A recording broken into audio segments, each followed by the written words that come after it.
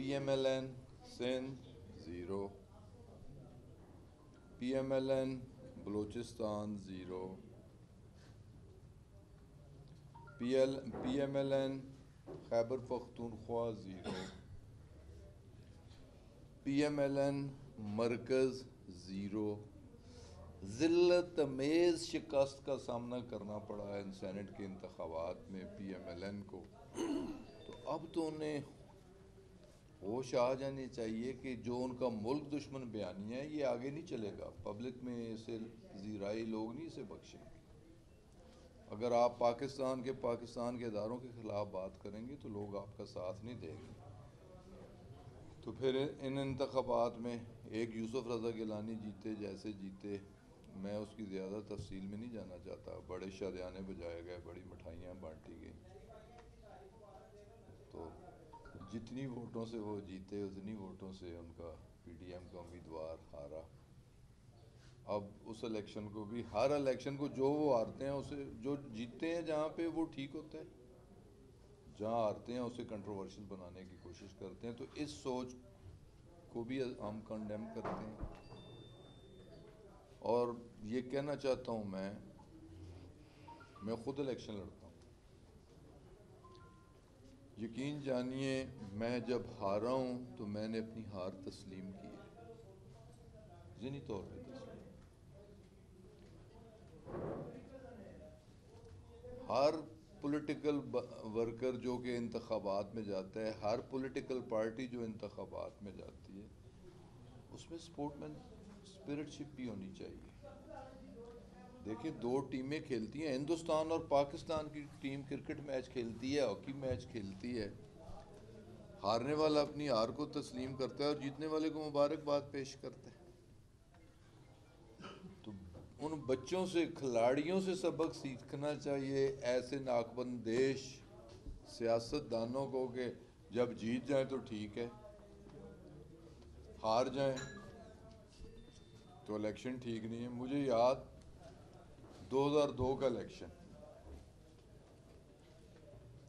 میں آزادانہ حیثیت سے قومی اسمبلی اور صوبائی اسمبلی کا الیکشن لڑا، میں خود نیشنل اسمبلی اور پروونشل کا میں خود لڑا، دوسری سائڈ پہ میرے ونگ میں کامران اسلم لڑا،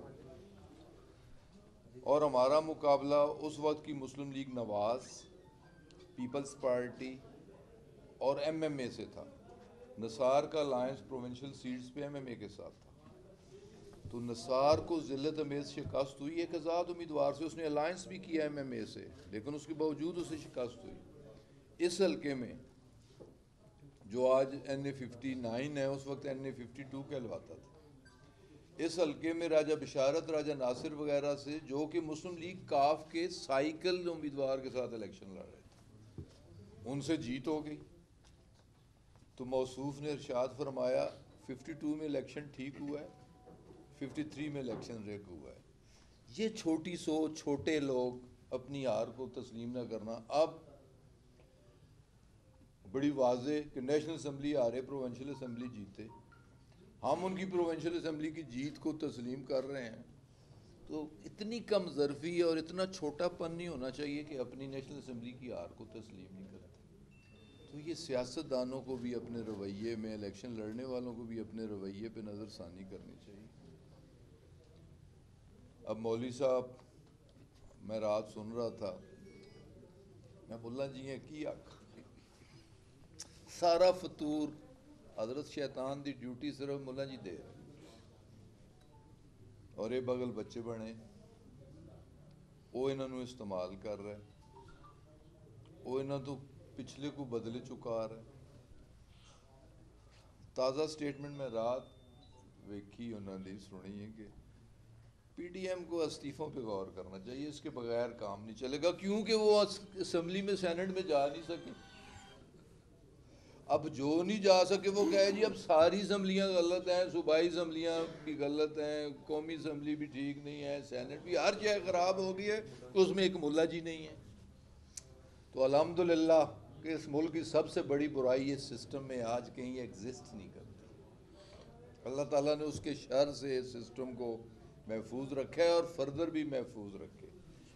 اور تھوڑی سی انسرٹنٹی، میں اس پہ بھی بات کرنا چاہوں گا. جو بے یقینی کی کیفیت ہوتی ہے وہ انفرادی حیثیت سے ہو، کسی گھر میں ہو، کسی خاندان میں ہو، کسی معاشرے میں ہو، کسی ملک میں ہو، بے یقینی زہر قاتل ہوتی ہے. وہ معاشرہ پنپ نہیں سکتا، وہ گھر آگے نہیں بڑھ سکتا کہ جس گھر میں ہر وقت بے یقینی کی فضا طاری رہے. اور پی ڈی ایم ایک بات میں دیکھیں، کسی سیاسی بات میں وہ کامیاب نہیں ہو سکے.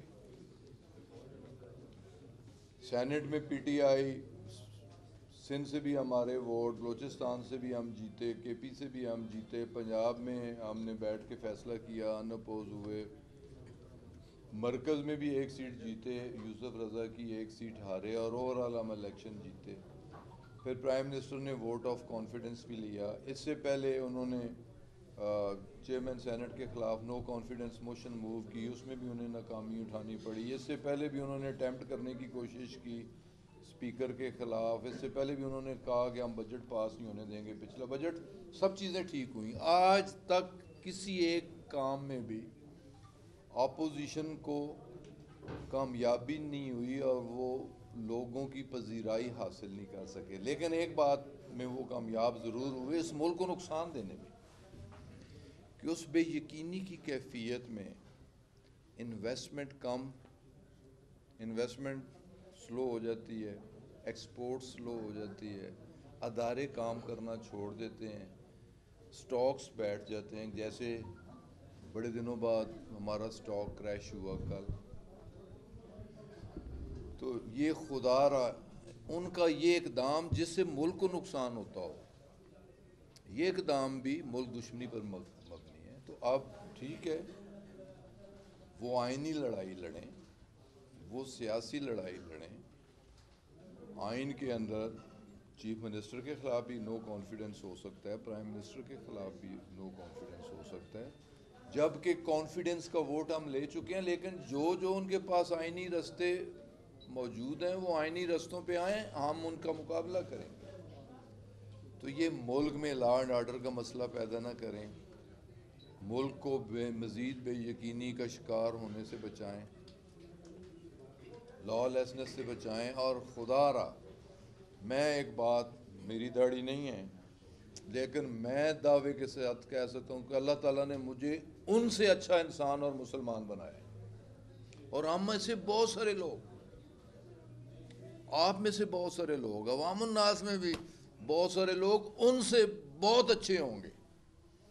صرف داڑھی رکھنے سے وہ اچھے انسان تو نہیں بن گئے، مولوی لکھنے سے تو اچھے انسان نہیں بن گئے. اور اسلام کا نام لے کے اب پمفلٹ تقسیم ہو رہے ہیں، خدا نہ خواستہ. اور میں صرف یاد دہانی کے لیے، اور میں یہ چاہوں گا کہ اس پوائنٹ کو بھی ضرور ہائی لائٹ ہونا چاہیے کہ جمعیت علماء اسلام ہند کا آج بھی نعرہ میرے کانوں میں گونجتا ہے، جو انہوں نے تحریک پاکستان کی مخالفت کی تھی. جمعیت علماء اسلام ہند کا نعرہ آج بھی میرے کانوں میں وہ ویڈیو گونج رہی ہے. میں نے خود ویڈیو دیکھی ہے، پلوامہ واقعہ جو کشمیر ایشو پہ ٹینشن تھی. جمعیت علماء اسلام ہند کی یہ سٹیٹمنٹ تھی کہ جمعیت علماء اسلام پاکستان ہماری ذیلی برانچ ہے، اور وہ کہہ رہے ہیں جلا دو جلا دو پاکستان کو جلا دو. ہم اس سوچ کی بھرپور مذمت کرتے ہیں اور بھرپور نفرت کرتے ہیں ایسے لوگوں سے. تو اس کو کم از کم ایسے لوگ جو پاکستان کے دشمن، میں کہوں گا وہ اسلام کے بھی دشمن، اور اسلام کا نعرہ لگا کے اسلام کا استعمال کر کے نام اور مسلمانوں میں انتشار پیدا کرنے کی کوشش کرنا، تو اس سوچ کی بھی ہم بھرپور مذمت کرتے ہیں. الحمدللہ یہ ملک اسلام کے نام پہ حاصل ہوا ہے. یہ ملک حاصل کرنے کے لیے میرے لاکھوں بزرگوں، بھائیوں، بہنوں، بیٹیوں نے جانوں کی، عصمتوں کی، گھر بار کی، اپنے آباء و اجداد کی قبروں کی قربانیاں دیں، اور یہ مملکت خدا داد حاصل ہوئی. اور میرا ایمان ہے کہ یہ لیلۃ القدر کی رات 14ویں رمضان المبارک کی رات 27ویں رمضان المبارک کی رات کے ملک معرض وجود میں آیا، اللہ تعالیٰ اس کی حفاظت فرمائے گا. اور یہ مسلمانوں کا ملک ہے، ہم سب ایک ہیں. تو مسلمانوں میں انتشار ڈالنے کی کوشش نہ کریں، پاکستانیوں میں انتشار ڈالنے کی کوشش نہ کریں. تو بس یہ کچھ مجھے کہنا تھا. اگر کسی بھائی نے کوئی صاحب پی ڈی ایم کا ایک تو شکریہ ادا کریں کہ انہوں نے آپ کو کندھا دیا ہوا ہے کہ حکومت کی جو کمزوری ہیں وہ ساری ان پہ ڈال دی. مہنگائی، بے روزگاری نہ تو سینٹ میں ڈسکس ہوئی نہ آج آپ نے ڈسکس کی. جو غریب عوام ہیں، جو لوگ ہیں، وہ حکومت کی طرف دیکھ رہے ہیں کہ آخر ان کو کب ریلیف ملے گا. لوگ بے روزگار ہو رہے ہیں، قوت خرید لوگوں کی کم ہو چکی ہے. اس معاملے کو خان صاحب آپ کیوں نہیں اٹھاتے؟ دیکھیں جی، آج کا ایجنڈا جیسے میں نے آغاز میں ہی بات کی، 2 ایشوز تھے. یہ کوئی معمولی ایشو نہیں تھا کہ نواز شریف باہر بیٹھ کے ایک کرمنل شخص، ایک ایبسکانڈر شخص پاکستان کے خلاف بات کرے، پاکستان کے اداروں کے خلاف بات کرے، اداروں کے سربراہوں کے خلاف بات کرے. یہ معمولی بات نہیں ہے. اسے آپ اس طرح نہ لیں کہ دنیا اسے کس طرح لے رہی ہے اور ہم کہیں جی کوئی گل نہیں جی، خیر جی وہ ٹونٹا کی تھی سو. یہ کوئی معمولی بات نہیں ہے. یہ پاکستان کا ایشو ہے. سب سے پہلے بندے کی زندگی اور موت کو دیکھا جاتا ہے، تو پھر اس کے کھانے پینے کو دیکھا جاتا ہے. ایسے ہوں دودھ دیواں، ایسا انڈا دیواں، ایسا سبزی دیواں، ایسا دال دیواں. سب سے پہلے تو انسانی زندگی پہ بات ہوتی ہے. تو سب سے پہلے تو میں پاکستان کی بات کر رہا ہوں. مہنگائی ہماری حکومت کا ایک ایشو ہے، پی ڈی ایم ہمارا ایشو نہیں ہے. پی ڈی ایم چلے ہوئے کارتوس ہیں، یہ کچھ بھی نہیں کر سکتے اس حکومت کا. سوائے کہ حکومت کو اور ملک کو نقصان اس طرح پہنچا سکتے ہیں کہ آج لانگ مارچ ہے، آج ہے تحریک ہے، آج وہ تحریک ہے. اس سے ایک بے یقینی جس پہ میں نے تفصیل کے ساتھ بات کی، اس سے پاکستان کو نقصان ہوتا ہے. تو ہم نے اس کیبنٹ میٹنگ میں، جو لاسٹ کیبنٹ میٹنگ منگل کو ہوئی ہے، 50 ارب کا ایک پیکیج زراعت ریلیٹڈ سیکٹر کے لیے. اور ہمارا مین کنسرن تمام تر توجہ، تمام تر فوکس جو ہے وہ مہنگائی پہ ہے کہ ایٹیبلز، آٹا ہو، چینی ہو، دال ہو، گھی ہو، اس کی قیمتوں کو کنٹرول کیا جائے. اور مقدس ماہ رمضان کی آمد ہے، اس کے لیے بھی 7 ارب روپے کا ایک پیکیج کہ وہاں سبسیڈائز چیزیں کہ ایک لوور مڈل کلاس یا ایک غریب آدمی کے لیے بنیادی ضروریات زندگی یوٹیلٹی سٹورز پر بھی اویلیبل ہوں. اور اس کے علاوہ ریگولرلی ہر ہفتے ایک میٹنگ ہوتی ہے کہ مہنگائی کو کس طرح کنٹرول کیا جائے. تو فوکس ہی ہمارا صرف اب سارا فوکس اسی بات پہ ہے کہ کسی طریقے سے مہنگائی کو کم کیا جائے، بے روزگاری کو کم کیا جائے.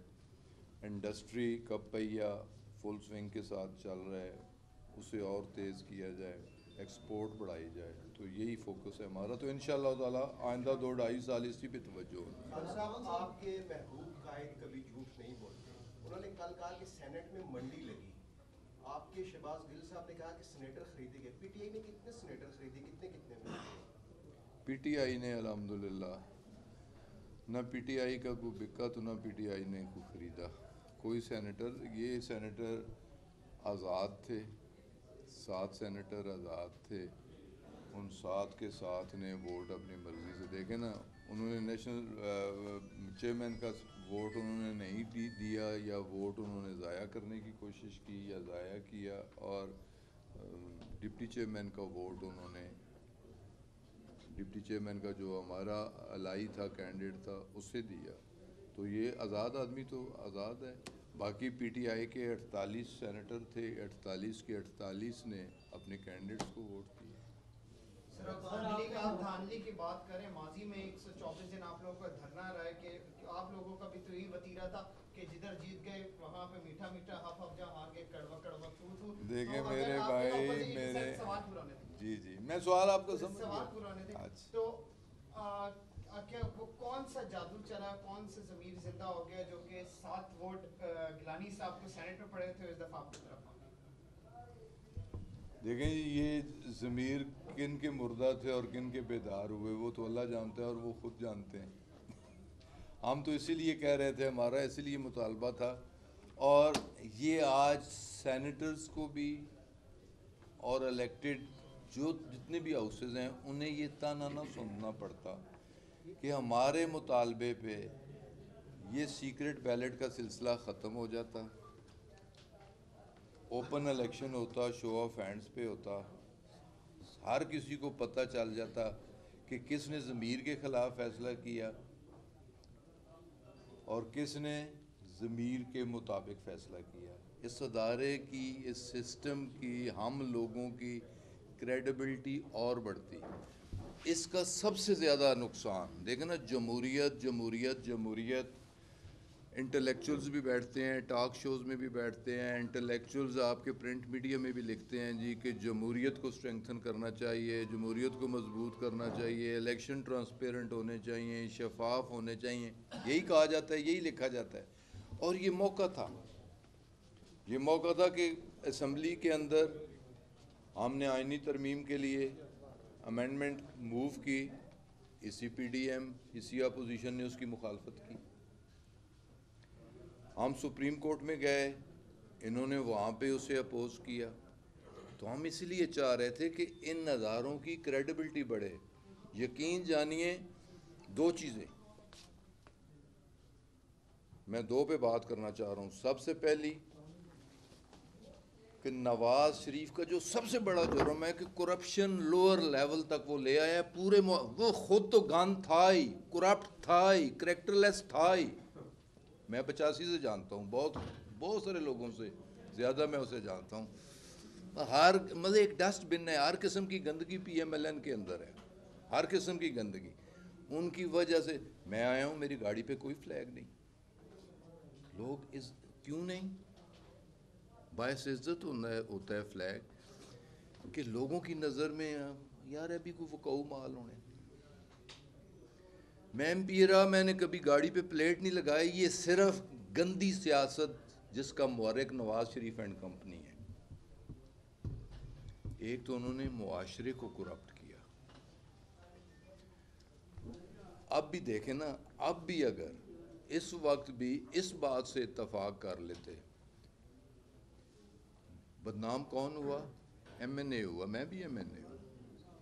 بدنام کون ہوا؟ ایک ایم پی اے ہوا. ہمارا ایمان ہے کہ سیاست عبادت کا نام ہے, سیاست حقوق العباد کا نام ہے. ہم سیاست کے لیے, لوگوں کی خدمت کے لیے اپنا وقت دیتے ہیں. سب سے قیمتی چیز انسان کا وقت ہوتا ہے, جو ہم اپنے بچوں کو, اپنے معاملات کو نہیں دے سکتے, لوگوں کے لیے اپنا وقت وقف کرتے ہیں, اپنے وسائل وقف کرتے ہیں. وہ چند ایک کالی گندی بیڑیں ہوتی ہیں جو بکتی ہیں, اور وہ گند معاشرے میں کس نے ڈالا ہے؟ اس سے پہلے 70 سے پہلے نہیں تھا. یہ جو اس معاشرے کا سب سے بڑا گند ہے, سب سے بڑا ناسور ہے. مجھے افسوس بحیثیت ایک پاکستانی جو جتنا برا ہے اسے اتنا ہی معزز بنا کے پیش کیا جاتا ہے, جو جتنا ہی ملک دشمن ہے اسے اتنا ہی بڑا سیاسی لیڈر سمجھا جاتا ہے. مجھے اس بات کا افسوس ہے.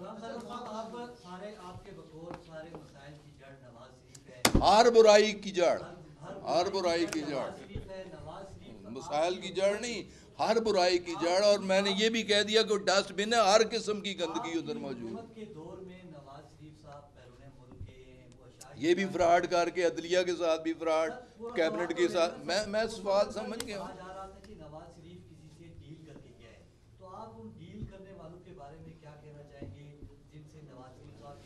میرے بھائی, ہم سب دنیا دار لوگ ہیں.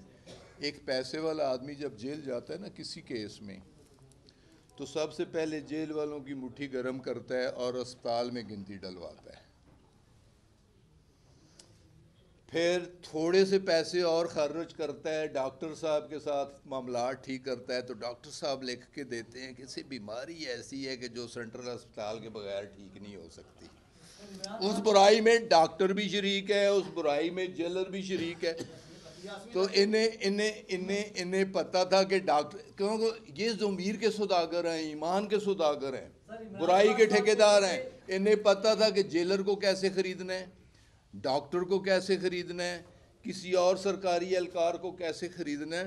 تو انہوں نے لوگوں کے ایمان خریدے, ضمیر خریدے, اور میڈیکل رپورٹ اس طرح کی بنائی کہ وہ چلنے پھرنے کے قابل نہیں ہیں, ان کی زندگی کا کچھ پتہ نہیں ہے, ایک سانس آئے اگلی سانس پتہ نہیں آئے یا نہ آئے. تو ہم نے کہا کہ کم از کم ہمارے گلے نہ پڑے, علاج کروانا ہے تو باہر کروائے, مرنا ہے تو باہر مرے, تو اچھا ہے تابوت میں آئے. ایماندار ہو تو نیچے کرپشن نہیں ہو سکتی ہے, ایماندار وزیر اعظم کے ہوتے ہوئے نیچے اتنی کرپشن کیسے ہوگی؟ اور اس کا ذمہ دار بھی نواز شریف کے معاشرے کو لو لیول پہ کرپٹ کر دیا. پٹوار خانے بکتے, تھانے بکتے, ہر چیز اس نے. تو اس برائی کا بھی ذمہ دار, اس پہ بھی وہ چارج شیٹ ہوگا, تو اس جام میں بھی ہوگا, اور اگلے جام میں تو اس کے گلے میں اتنے ہاتھ ہوں گے اور ذلت اور رسوائی اس کا مقدر ہوگا. اچھا کوئی شارٹ کریے نا. سر آپ نے اپنی ایویشن منسٹری کے اندر جیسے کافی سارے کیسز آئے, اور ڈی جی جو آپ نے اپوائنٹ کیے ان کے اوپر بھی سوالات تھے, اس کے علاوہ راشدین صاحب کے حوالے سے پورا پروگرام بھی آپ نے دیکھ لیا. تو ایویشن منسٹری کے اندر جو ہے سارے ہر جگہ ہوتی ہیں خامیاں, اسے پورا کرنے کے لیے کیا کر رہے ہیں آپ؟ دیکھیں نا, اگر ہم نے کچھ کرنے کی کوشش کی تو اس پہ بھی کرٹیسزم ہم پہ, اوئے ہوئے ہوئے بڑا بدنام کرتا ہے جی پاکستان. اور جی پی آئی اے بیٹھ گئی, اور پاکستانی جہاز ہی ایسے پائلٹ چلا رہے ہوں کہ جنہوں کو سوزوکی چلانے بھی لائسنس نہ ہوئے, اور لائسنس کیسے دیتے نے, سو کارڈ جمہوریت نے جڑے چیمپئن پیسے لے کے لائسنس بھی بڑھا کے دیندے رہے. اگر انہوں لوگوں کے خلاف ایسی ایکشن لائیے تو پھر بھی تسی شور کر دو جی وہ بڑا ظلم ہو گیا, بڑی زیادتی ہو گئی. تو پی آئی اے کے اندر ایویشن کی آپ نے بات کی, 82 پائلٹس کے ثابت ہو چکا ہے کہ لائسنس ان کے غلط تھے, غلط طریقے سے حاصل کیے گئے. 762 ان کے انجینئرز, ان میں ایک ایسا انجینئر ہے کہ جو میٹرک 3rd ڈویژنر پاس ہے تو اس کی ایف ایس سی الیکٹریکل بھی جے لی, اور اس کی بی ایس سی بھی الیکٹریکل جے لی, اور ایم ایس سی بھی الیکٹریکل جے لی, اور وہ انجینئر کا کام کر رہا ہے. تو یہ جتنے 2 نمبر کام ہیں 2 نمبریوں نے کیے ہیں, تو ہم تو اس کی صفائی کر رہے ہیں. کہ آپ نے کہا کہ آپ کی حکومت کا سارا فوکس جو ہے وہ مہنگائی پہ ہے. ہم یہ دیکھ رہے ہیں کہ پہلے راولپنڈی ضلع میں 9 کے قریب جو ہے غربا کے لیے بازار قائم کیے گئے تھے, اب ایک بھی نہیں ہے. کورونا کی وجہ سے آگے دن بدن جو ہے کورونا کے کیسز میں اضافہ ہو رہا ہے, تو کیا حکومت کوئی عوام کے لیے ریلیف پیکج لا رہی ہے کیا؟ یہ جی ابھی تو سارا جیسے میں نے کہا نا, یوٹیلیٹی سٹورز کے لیے اسپیشل الوکیشن کی گئی ہے. صوبائی حکومت کو ڈائریکشن دی گئی ہے کہ اسپیشل بازار اور رمضان بازار, اور کم از کم ہر تحصیل ہیڈ کوارٹر میں ایک رمضان بازار, اس کی اپروول ہو چکی ہے. میں نے اپنی تحصیل ٹیکسلا میں اس سارے کا پروسیس کو دیکھا ہے, ایلوکیشن بھی ہو گئی ہے, ٹینڈرز بھی ہو گئے ہیں, اور وہ انشاءاللہ تعالیٰ اسپیشل بازار اور رمضان بازار ہر تحصیل میں, ہر شہر میں, شہروں کا سائز دیکھ کے, پاپولیشن دیکھ کے اس کے مطابق لگائے جائیں گے. یہ ایک اسپیشل انسینٹیو دیا جائے گا.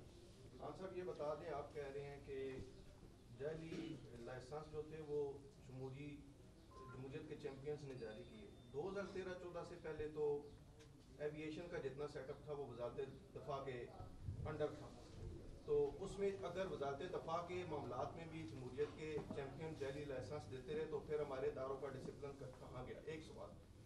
دوسرا, آپ یہ کہتے ہیں کہ سارا گن نون لیگ میں ہے, تو پھر پی ٹی آئی نے اپنے نعرے کے مطابق پنجاب میں اس گن کا مقابلہ کر کے سینٹ میں ان کے 5 ووٹ آنے سے انہیں روکنے کے بجائے ان سے ایڈجسٹمنٹ کر کے 5 سینیٹروں نے کیوں دیے؟ دیکھیں جہاں تک پنجاب کا تعلق ہے, ایک پرنسپل دیکھیں, جو سب قدر جسا, کہ جس ریشو پروپورشن سے کسی کے ووٹ کسی اسمبلی میں. دوسرا طریقہ یہ تھا, ایک طریقہ اس ساری گڑبڑ سے بچنے کا, اس سسٹم کو ٹرانسپیرنٹ کرنے کا, اس سسٹم کے متعلقہ لوگوں کو ذلت اور رسوائی سے بچنے کا, ایک یہ تھا کہ اوپن بیلٹ ہو جاتا, وہ بھی اپوزیشن نہیں مانی. دوسرا طریقہ یہ تھا کہ جو نمبر آف سیٹس ہیں اس کے مطابق جتنی سینٹس کی سیٹس بنتی ہیں آپس میں بیٹھ کے فیصلہ کر لیں کہ ہماری اتنی ووٹس ہیں صوبے میں تو ہماری اتنی سیٹس ہیں, تو یہ خرید و فروخت بھی نہ ہوتی.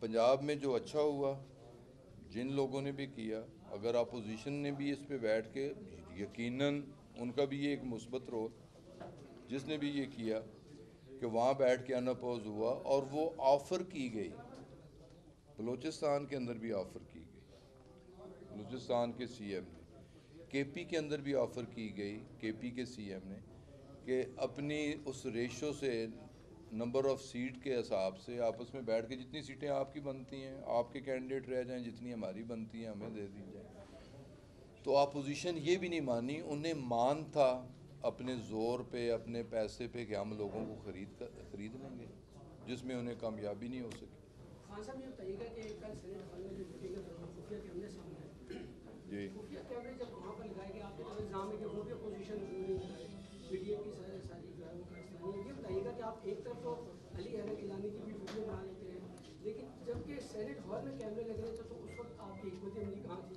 اور یہ کیسے کیمرے اچھا مجھے ایک تو یہ کہ میرے علم میں یہ نہیں ہے چیئرمین سینٹ اس سے اگلے دن ان کا ٹینیور ختم ہو چکا تھا کنٹرولنگ اتھارٹی اب چیئرمین سینٹ نہیں تھے صاحب کا نمبر 1 نمبر 2 اگر کیمرے لگے ہیں کیمرہ میرا خیال کہ جو سپریم کورٹ کی ڈائریکشن تھی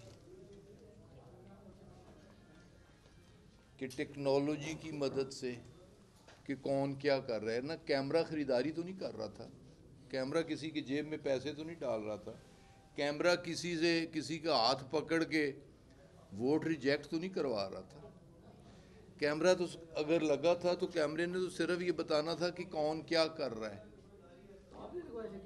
میں نے نہیں لگوائے میری حکومت نے بھی نہیں لگوایا ہمارا ایسے کوئی تعلق نہیں ہے یہ سپریم کورٹ کی ڈائریکشن تھی ہو سکتا ہے کسی ادارے نے سپریم کورٹ کی ڈائریکشن پہ کہ چلیں کم از کم مانیٹرنگ ہو جائے ہو سکتا ہے میں یہ نہیں کہہ سکتا میں یہ نہیں کہہ رہا لیکن سپریم کورٹ کی یہ ایک ڈائریکشن تو موجود تھی خان صاحب اگر تحریک انصاف سے اقتدار چھن جاتا ہے تو آپ پھر دوبارہ کس جماعت میں جائیں گے؟ انشاءاللہ گھر رہیں گے دال روٹی کھائیں گے